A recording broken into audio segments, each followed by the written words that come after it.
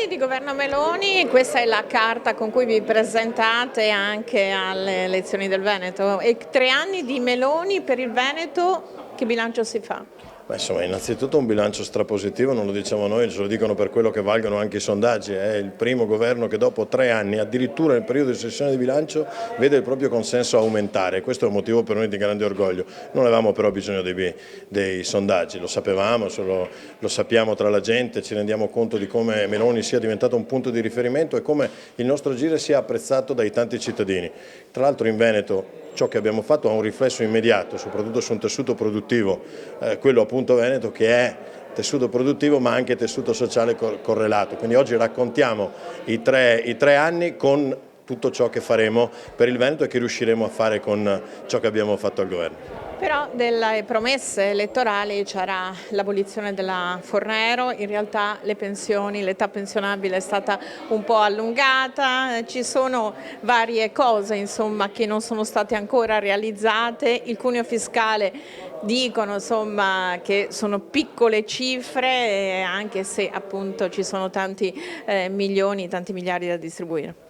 Oggi chi ci accusa di aver abbassato di poco il cuneo fiscale lo aveva nel programma con un'aliquota addirittura più bassa, quindi oggi noi abbiamo fatto molto di più di quello che era nei programmi degli altri partiti, siamo intervenuti sia sul costo del lavoro per il cittadino, per il lavoratore, sia per le imprese e non siamo a fine della legislatura, ci mancano 2 anni e quindi una parte di quello che avevamo nel programma e che non abbiamo realizzato, seppur in un contesto assolutamente difficile, lo faremo da qui alla fine della legislatura, ma poi se gli italiani vorranno, lo faremo anche nella prossima legislatura per dare continuità, come vorremmo fare in Veneto, al buon governo di centrodestra. Anche per le pensioni? Noi abbiamo un programma chiaro, abbiamo detto chiaro che avremmo lavorato e ci saremmo concentrati. Sulla prima manovra ci siamo concentrati sul costo dell'energia e sulla riduzione dell'inflazione. Abbiamo ereditato un paese che aveva l'inflazione a 2 cifre, oggi siamo sotto il 2%. Ci siamo concentrati sulla seconda, sulle fasce più deboli, abolendo il reddito di nulla faccenza e sostituendolo con un sussidio per chi veramente non può lavorare.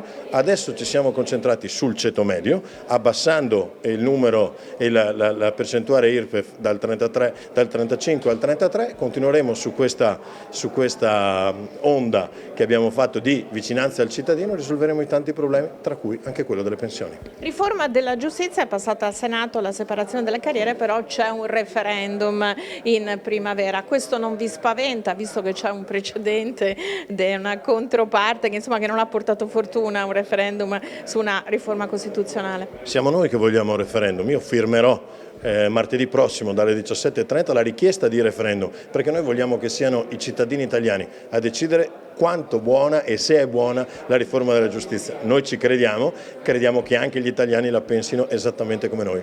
Per il Veneto la coalizione serena, tutte quelle frizioni che c'erano prima di redare le liste, di scegliere il candidato, si sono risolte? State galoppando verso quali obiettivi? Beh, insomma, vogliamo dare continuità al buon governo appunto del centrodestra. Oggi Alberto viene, ci fa visita, sarà accolto dal popolo di Fratelli d'Italia che lo sosterrà in questa campagna elettorale, perché sappiamo benissimo che i veneti la cosa che vogliono è che noi non ci si divida, vogliono un Veneto compatto, vogliono una coalizione di centrodestra compatta e noi oggi la forza del primo partito in Italia e del primo partito nel Veneto la metteremo a disposizione del candidato Alberto Stefani, che oggi è il leader di questa coalizione. La conta degli assessori dopo il voto? Non mi occupo di assessori, per passare alla Giunta bisogna prima aver vinto le elezioni e io credo che i veneti non capirebbero se noi oggi stessimo a parlare di Giunta prima ancora di aver chiesto loro da chi vogliono essere governati. È una corsa tra Lega e Fratelli d'Italia?